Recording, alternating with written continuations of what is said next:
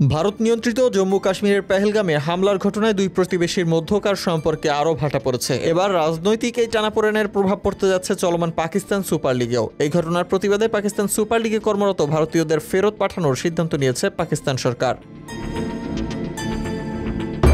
এই কর্মীরা Pakistan super league সম্প্রচারের কাজে যুক্ত ছিলেন। তারা চলে গেলে বিঘ্ন ঘটতে পারে লিগের সম্প্রচার কাজে। পাকিস্তান ক্রিকেট বোর্ডের এক কর্মকর্তা জানিয়েছেন, শাহবাজ শরীফ সরকার সিদ্ধান্ত নিয়েছে পাকিস্তানের লিগে কর্মরত ভারতীয়দের ফেরত পাঠানো হবে। তিনি বলেন, পাকিস্তান সুপার লিগ সম্প্রচারের দায়িত্বে অনেক ভারতীয় নাগরিক রয়েছেন, তাদের ভারতে ফিরে যেতে বলা হয়েছে।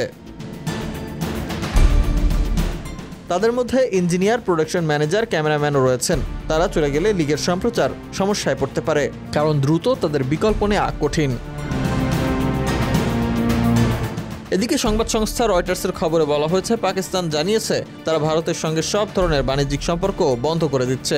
ভারতকে তৃতীয় কোনো দেশে বাণিজ্যের জন্য তারা নিজেদের ভূখণ্ড ব্যবহার করতে দেবে না। শুধু তাই নয়, নিজেদের আকাশসীমাও ভারতকে আর ব্যবহার করতে দেবে না পাকিস্তান।